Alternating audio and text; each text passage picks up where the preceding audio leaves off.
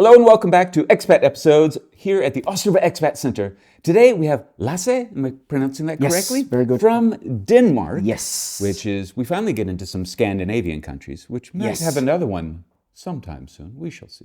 Grew up in a small town and then I studied there and that's where I met my wife. She went to Denmark hoping for a tall, long-haired Viking, and she got a small, bald guy. I didn't know Ostrava existed, to be honest, as I think most of the foreigners, Danes are sort of similar like the Czechs, that their humor is very similar.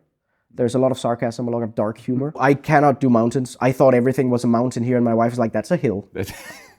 Just from going to the foreign police now, based on when I came, I've seen a big improvement just in terms of like realizing, okay, maybe it's not helpful to yell at foreigners in Czech. I mean, I play in a folk band called Heblo. We actually have a song on the hit parada. This is Expat Episodes, when news stories begin. I'm Ian, your host, and I'll be guiding you through the stories of expats in the Czech Republic. Let's just start with a simple thing. What brought you from Denmark, and what part of Denmark? I am from Aarhus, which is like the second biggest city, but it's about the size of Ostrava. Okay. A lot of students, and that was where I did my university, part of it. My parents live there now, but they lived like an hour away, so grew up in a small town, and then I studied there, and that's where I met my wife. She was staying on the dorm, same dorm as me, just on the second floor. Okay. Absolutely hated me when we met. Yeah.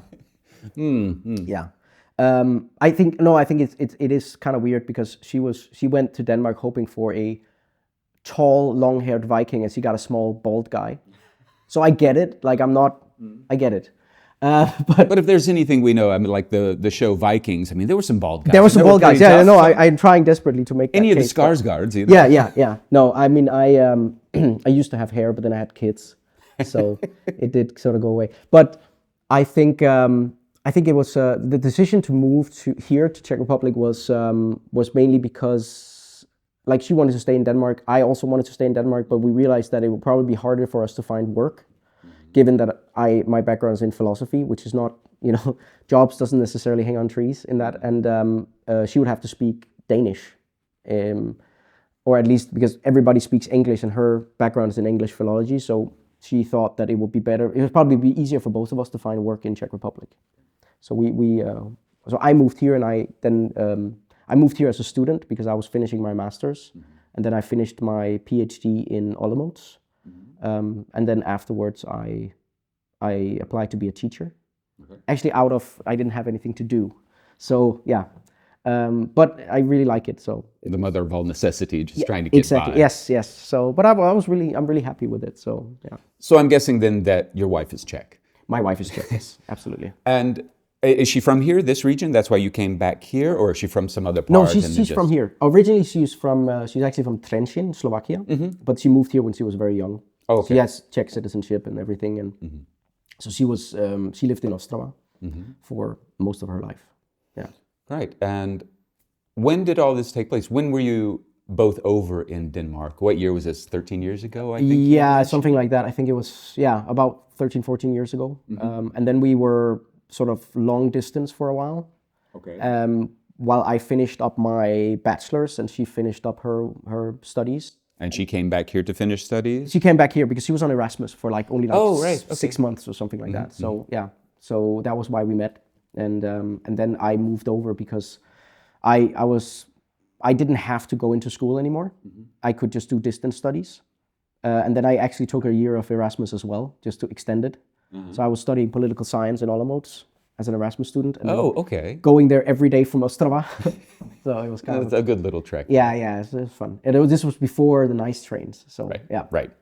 This sounds like a very whirlwind relationship here. You said she was there for like 6 months. Yeah, I mean, then automatically that pulled you over to go, I'm going to Ostrava. I think it was actually just the idea of, like, if you find somebody you really love, and then the added benefit of, you get to try something completely different. I think, I think there was a lure there. And my sister had lived in Poland for some time with a European volunteer service. Which part? Lublin, Okay. which is like sort of distant area. And then my father had lived in Warsaw with his work. So it just seemed natural that I would also go towards Central Europe for some reason. Did you have kind of a pull towards this area just from that, or was it something you had experienced before? Had you been to Czech Republic before you moved here? Been to Czech Republic a few times, but never, like mainly Prague and sort of the more touristic areas. I've never been to Ostrava. I don't think I didn't know Ostrava existed, to be honest, as I think most of the foreigners, every time you go home, you say you live in Czech Republic, somebody, oh, in Prague. It's like, no, in Ostrava. And they look at you like, bless you? Like they don't know what you're saying. What was the job situation there? If she was studying English philology, you said, so going there, even as a Czech person, it wasn't kind of that draw towards, a Scandinavian country, kind of bringing up more money. I think she really liked it, but I also think, I think overall it was sort of a cost-benefit analysis. She really loves Ostrava, she really loves Czech Republic, and she really wanted to stay. But she also really likes the, as you say, there's a little bit more security in Denmark, and there's a little bit more, you pay a higher tax, but you also get a lot of it from it, in terms of the infrastructure. So she also liked that, but I think overall it sort of flipped over to be more beneficial for both of us to go to Czech Republic, because she was scared she couldn't find a job in Denmark, and she thought that, she speaks fluent English, and at that time that was sort of something that you could get a job with in Czech Republic. But in Denmark, everybody speaks English because it's so similar to English, the language. So that's not a big thing. And she didn't speak any Danish. So, and I don't think she really was keen to learn to really boggle down and study that, And I'm saying I don't blame her for that, because it is hard. Now, I have lived in Norway for a short time, like 9 months, and unless the person is like over the age of 60, everybody speaks English anyway. Yeah. So I guess getting by is no problem with that. Getting by is no problem at all. I think it's more like if she was to get a job, we sort of, and we might be wrong about that. And I think it has changed now, because now when I go back, I see a lot of people who don't speak any Danish. They get by just fine. But again, this was like 30. Even locals. Even locals. Wow. Yeah, this was some time ago. I have a friend who's Italian who works at the university. I think she speaks Danish a little bit now, but she didn't used to. But her work she doesn't have to. So. But, I think she was just scared. And then, with everything that she would be missing her friends, and she'd just been away for 6 months as well. So, yeah. So it brings you over here. You came over here, followed the missus. Yeah. I guess you weren't married right away. No. But you came over here before you were married and Yes. finished your studies. Yeah. What would you say has been like the biggest contrast between the cultures? I know you had a little bit being here before, you talking to your father about Poland and blah, blah, blah. But coming here and living here, what was kind of the shocking things or the different things that just took you a while to get you into the system? That's a good question. I think actually the differences are minuscule in terms, of course there's a difference in, people and stuff, but the Danes are sort of similar like the Czechs, that their humor is very similar. There's a lot of sarcasm, a lot of dark humor. Yes. So for me, that wasn't a big deal. I sort of get it. And I think the main difference was just in terms of, I guess the study life was very different. In Denmark, because there's a strong social system, everybody has a stipend for studying. So often you live by yourself, right? You move out. But everybody in the Czech Republic, at least at that time, because you can't afford to live by yourself if you're studying in the same city. So everybody lives with their parents still.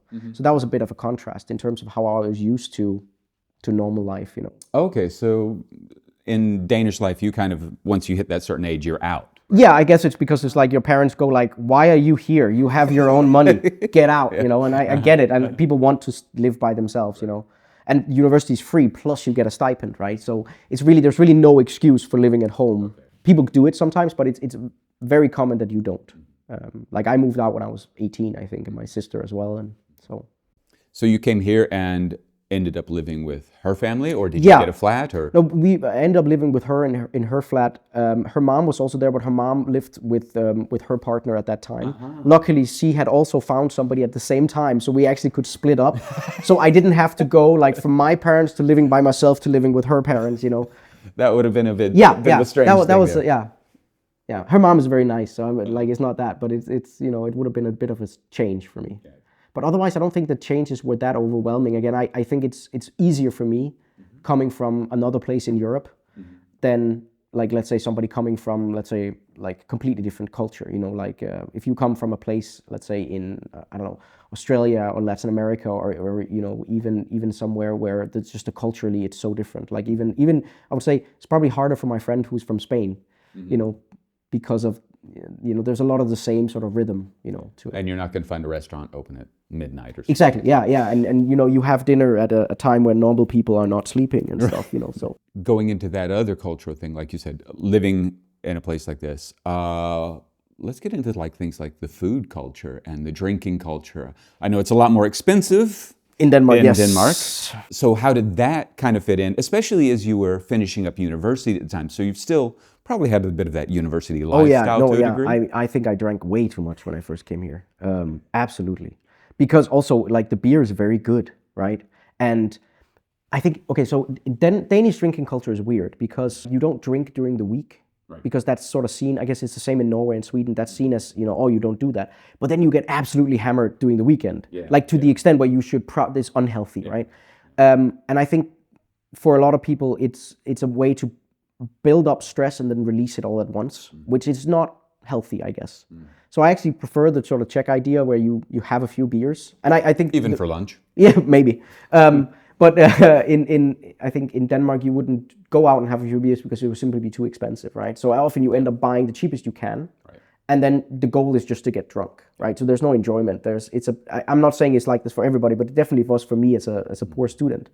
So I think the Czech sort of way of doing it is, I guess, more healthy, even though I think you do consume maybe too much alcohol in Czech Republic. For the highest so far. Yeah. So that's probably not so per good. Capita. But the idea of spreading out the sort of venting and stress relief, I think, is a good idea, and not just boiling it all up into one weekend where everybody gets super drunk. I don't drink, actually, at all anymore. And anymore? Okay. Anymore, yes. I used to. I'm not like, it wasn't that I was an alcoholic. It always sounds like that when I say it. But no, I just, I made a conscious decision not to drink anymore. But people often go, but you're Danish. Because the saying in Czech is drunk like a Dane, right? That you... Never. Yeah, so they sort of don't, it doesn't resonate, or it doesn't connect because I'm Danish, so I should be drinking more. Yeah. So I'm a bad Danish person. Terrible. Yeah. And what about the food culture? I think, actually, for me, Danish food is not sort of considered culinarily high standard. I mean, you've got more fresh fish. We have, the fish is good. I miss the fish a lot. I miss the sea and that. But in terms of, a lot of the food is very much the same. It's farm country food, so it's about getting a lot of calories into you very fast so that you could go out and do 12 hours of work in the field. Right. So that's sort of similar, potatoes and meat and sauce, and that's a lot of that is the same. So for me, I can imagine it would hurt, I think, for a French person with high, or even Spanish person with the Mediterranean standard coming to a country like Denmark or Czech Republic where the food is just so different, because of what they had. I think that would be harder for them to sort of change their way, But for me, it wasn't really that difficult. It wasn't too bad, except for the fish part. Yeah, the fish part I miss. But I've found some places where you can buy some good fish, even freshwater fish. So I'm not complaining. One last thing about the differences. This is more kind of interesting I know what a lot of people ask, like, what about like the prices in places like living, like buying a flat, renting a flat, something like that? I know people are always complaining around here about the prices have gone up. But even when I was in Norway, I found it, and I was up in Lofoten on the islands, I found it amazingly comparable, which was strange. You wouldn't think that. You would think like, oh, the prices are this, but it's like, oh, wow, I can actually rent a place for less than in Prague or something. The difference between that, do you see? My dad and I was talking about, because they come here a lot and we go there, and I'm always complaining that when I go back to Denmark, it's so much more expensive for me. And for him, it's great because he goes to Czech Republic and he had, like, his money is worth 3 times as much almost. But when you look at it like in terms of what you're paid to what you pay, it's very comparable, I think, in terms of like, if you get, let's say you get, I don't know, 50,000 Danish crowns, is like buying power in Denmark, probably the same as 50,000 Czech crowns buying power in Czech Republic, So I think it's very comparable in terms of rent, but only comparable within that, within the currency. Yeah, in the currency. All right. Now you also let's get into more of the personal side of things. You've got children now? How old, if I may ask? They're 7 and 10. Okay, so you've been here for, as you said, quite a while. What's it like changing from that university mentality and, like you said, going to Olamotes all the time, which does get me into another one. A lot of people, especially students, compare like Olamotes to Ostrava or Brno. Yeah. And so many people love Olamotes, being a beautiful, classic town. I mean, everything's got its limits, of course, but was it mostly your wife that was like, oh, I'm Ostrava, we're staying here, instead of you going, come on, this place is great, or anything like that? I mean, when I first came, I was just purely going by, okay, Olamotes just looks prettier, in my opinion, because of the fountains and everything, you know, old Roman settlements. It has a lot of history and, you know. But my wife is like deeply rooted in Ostrava, so she wanted to be here. And I was like, okay, fair. But over the years, I found that I really prefer Ostrava in the sense that when I came to Olamotes, I think they got sort of tired of all the foreign students, so that they were like, oh, yeah. Whereas in Ostrava, I had this old lady, I didn't speak any Czech, she didn't speak any English, and she was like the most helpful person I've ever met. She was like climbing up on bags to get what I wanted because she couldn't understand what I was saying, but she wanted to help me because I guess it hadn't been oversaturated necessarily with a lot of different people. And you would assume that they'd be, oh, they don't like, you know, people who are foreign. I didn't find that. I can't tell because I don't look foreign necessarily. I could pass for Czech. So again, I'm not saying that, but for me, it was not really, I didn't face that much pushback on the fact that I didn't speak Czech. Right? I actually found people very helpful, even though I was told that in Ostrava people wouldn't be helpful because it's, you know, too far to the east. Or I didn't find that at all. But what I really like about the place is that because that it's not considered like it's a big city, but it's also a big village. People say that everything hasn't been tried already. Which is nice because you have a lot of people excited about trying things. Whereas I get, if you go to Prague or Berlin or Copenhagen, it's like, oh, it's another coffee shop. There's a million of those. But here people are generally excited about things. It's like you walk by and it's like, oh, there's a new thing, you know, and that's great. I think that brings life and people go try it and it might fail, it might not, but at least it's like, it's nice that is still excitable for people, you know, and I think... I will say that as in contrast with a place like Olamotes, and you probably know this well, it's like, oh, people do get excited. Oh, there's a new place opening, but in about a month later it's gone and something else is taken its place or something. So people don't really have that, you know, permanency, things like that. Yeah. I mean, and sadly, you can see that coming now as well. You know, I guess it's especially in the center. There's a lot of things that are trying, but it might get oversaturated now, especially with the coffee places because there's a lot of them now. I love coffee, so I'm excited about it. But I can understand, you know, that. But you can't make it every single one of them. No, I know that's the problem. Yeah. Shameful promotion here for Ostrava Expat Center. You were talking about how. What you found a difference like Olamotes in here, how they're like feeling that, we're kind of done with, there's so many tourists, students and whatnot. I mean, there isn't a place like this in Olamotes. And even the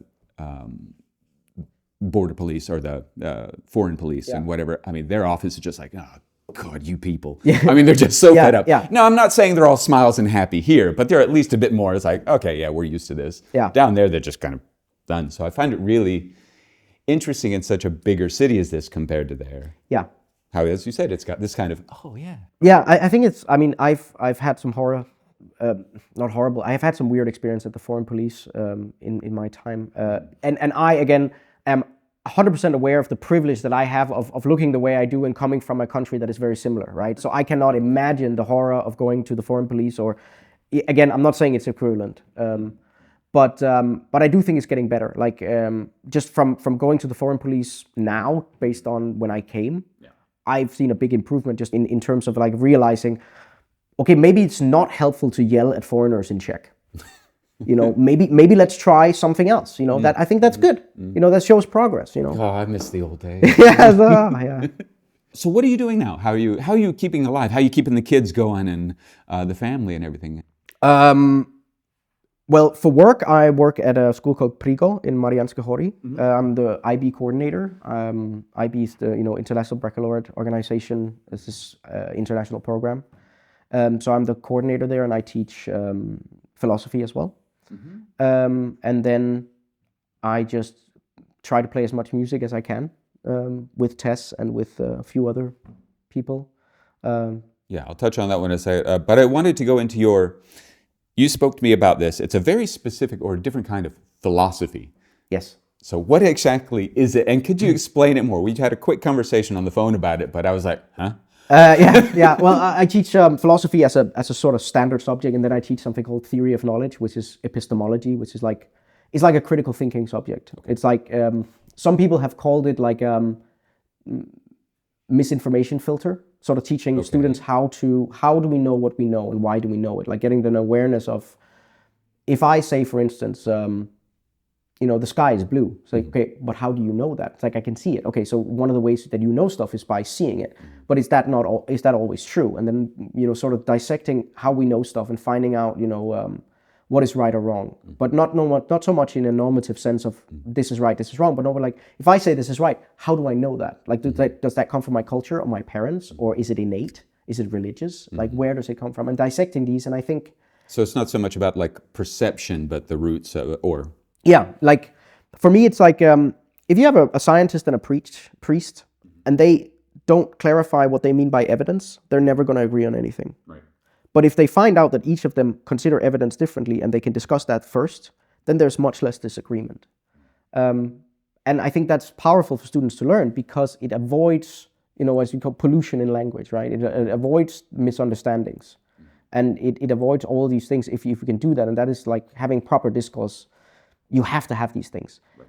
What's the future of this with it? Or how do you plan, or is this what is? You just do this as a teaching method? Or is there like a government position or something else you're looking for, some doctorate? Or are you continuing studies going into, well, you said master's already, but PhD? I have a PhD already. Oh, you have that PhD? Okay. Yeah, I have a PhD in philosophy, but from Olomouc University in metaphysics. But so now I'm teaching, basically, and my role is just as a teacher, and the subjects that I have are just curriculum based, sort of on the program that I teach. But my job is sort of coordinating that system, so I have to make sure everything is aligned with because the system is it's a system that you implement from a global system, and there are schools all over the world. And the good thing about it is that it is linked to, like, all the exams are graded externally, right? So that everything is as fair as it can be, and it's not up to, let's say, the teacher saying, oh, I like this student, I don't like that student, because everything is graded basically outside of the school, right? So it's sort of fairness, and that also means that it is world recognized for the students. I did it myself when I was in Denmark a long time ago, 2003. So I'm a graduate from that program. So yeah. Do you think this kind of level of thinking and this everything it pertains to would be a very valuable thing in the world today, considering how people are absolutely at odds with each other on so many things? Yeah, and I think the problem is that a lot of the times, as soon as you want to talk about how we know stuff, people go in like, you can't tell me how to think. Like, I'm not telling you how to think or what to think. I'm just asking you, do you know why you're thinking the way you do, right? I don't care if you vote for this or that. I don't care if your religious beliefs are this or that. That has nothing to do with me as a teacher. What I'm just asking students to do is examine, you say you know this. Why? Or how? How do you know that? Where does that come from? And if you truly believe that it is given to you by God or it comes from your DNA, that's fine. But you need to have that thought process, right? Because otherwise, how can you trust what you're doing? Right. All right. A little bit on that, and I don't want to go too deeply into the political side of things, but I've got to apologize as American to the whole Greenland thing. Appreciate it. Yeah. But I would like to know, touching on that subject, what was the kind of general feel of through all this roller coaster of God knows what, especially going back home? Like, how were your parents and friends and such feeling in this, like, what is going on kind of atmosphere? I think there's a lot of like disbelief, a lot of like, because since, was it 1952, again, I'm not sure about the date, there's been the charter that the US has had the ability to put military on Greenland as much as they want, right? Yeah.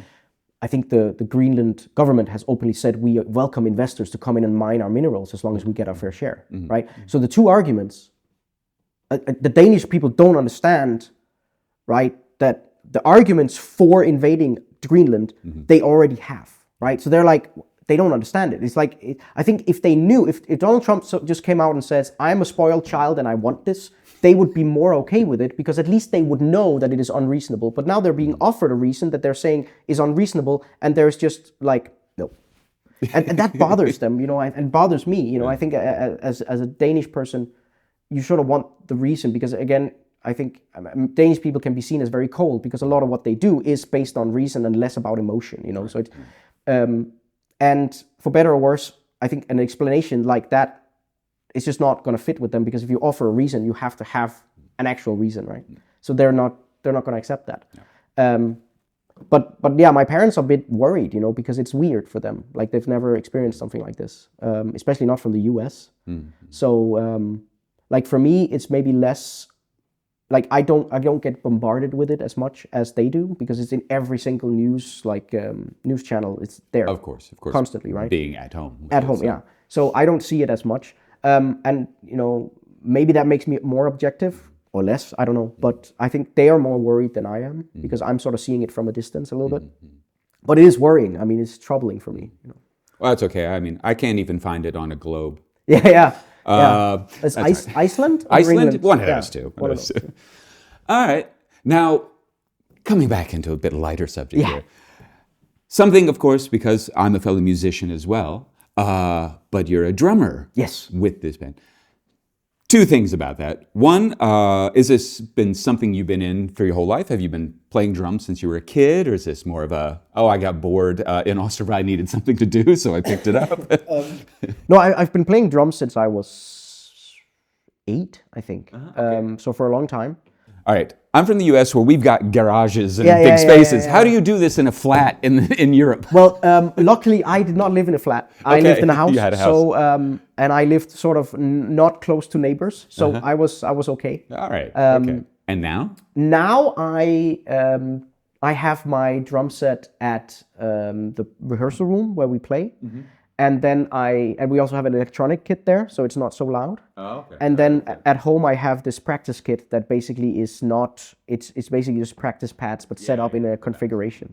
So I get by, but yeah, it would be nice to have, it's not so much a problem for the neighbors, it's more my wife that would absolutely kill me if I buy more drums. At least the kids are older now, and you're not waking up a baby. No, I think she doesn't want the drums everywhere. Yeah. Because it does take up a bit of space. It does take up space, yeah. But as a drummer too, you said not only with Tessa's band and this project you're working with, quite a few others, because what I know is a lot because of people live in flats and can't practice as much, that if you have a drummer, you're in high demand. Yes. With like so many bands. Yes. I've got so many friends that are drummers who's like, no, I can't pick up another one. I've got to have 5 bands already. Yeah. So how many bands are you in?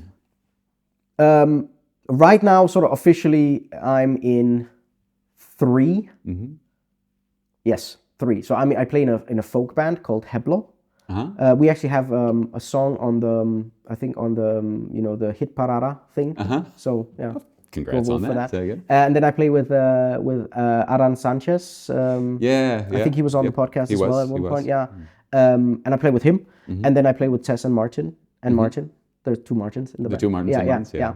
And it's all very different music, like Czech folk, and then sort of flamenco pop, and then covers. But I actually used to play with one more band, but it sort of fell apart. So I technically have more capacity. But Okay.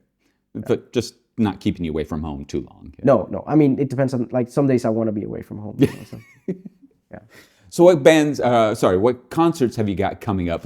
Give your promotion here while you can. We actually have one in Brno. Okay. In the Smoking Rabbit, it's called. Okay. It's like this little jazz place. It's great. And it's on the 28th of February. And then we have in Dock in March on the 12th. Tess was mentioning that one. So you got one coming up. Yeah. Really good. Dock is great. I love playing there. It's really nice. How do you find, just very quick, how do you find the Czech music scene?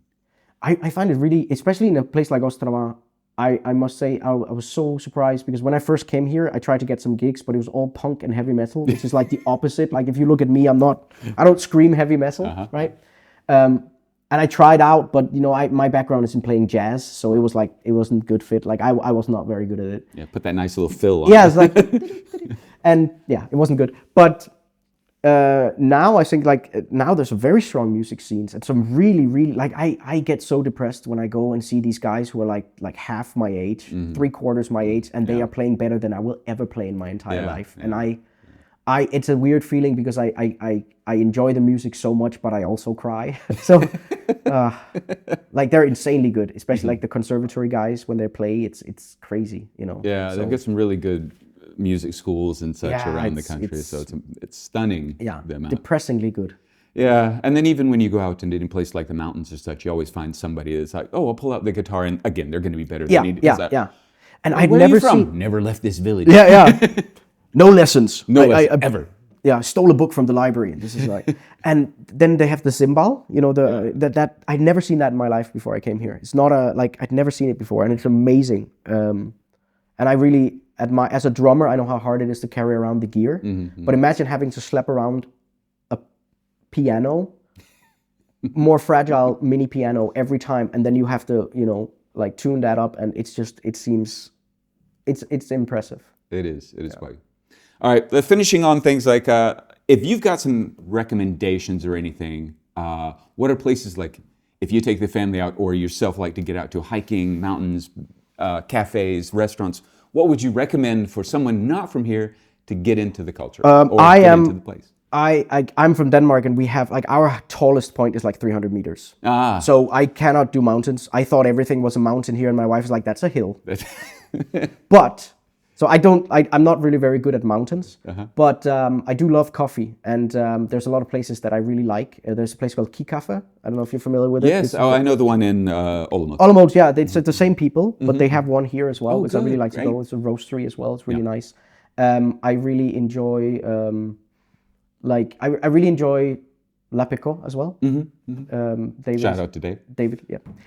And then my favorite thing is actually not so much like I like to go around and just find things I haven't found before and try it out, you know. So because I thought it's kind of nice to not always go to the same place all the time, but branch it out a little bit. But if I'm in a pinch, I go to I think Kikafe or to David in Lapico, or even next to him there's a new espresso place. Right. Yeah.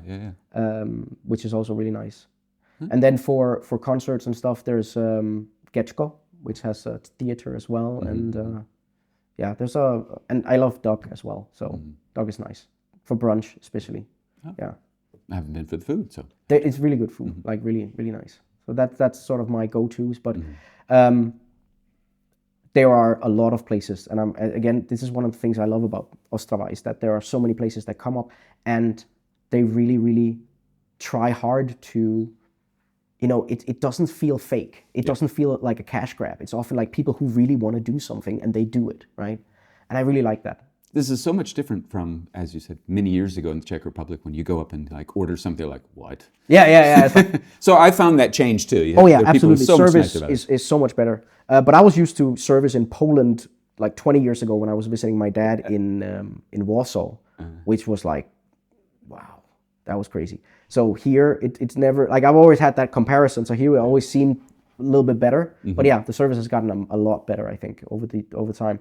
And also just, not just in terms of, okay, it's better for customers, but in terms of like, if you have people who generally like what they do, and they are passionate and it's their thing, you know, you can feel that when you come in. I do remember it well, as I used to work in a bar in Krakow many years ago, and you know, I would always get that. Why are you smiling? Yeah, it's like why? Suspicious. What did you put in my beer? What's up with you? Yeah. Just be grumpy and live with it. Yeah. Well, thank you so much for coming on with us, taking time out of your day and getting in here. And we'll see you at the concerts. Yeah, great. And I'm sure, do you come in and play with when they come in and do the jam nights? I know that Tess and one of the Martins does. Yeah, I come sometimes when I have time, but it sort of depends really on my schedule. Yeah.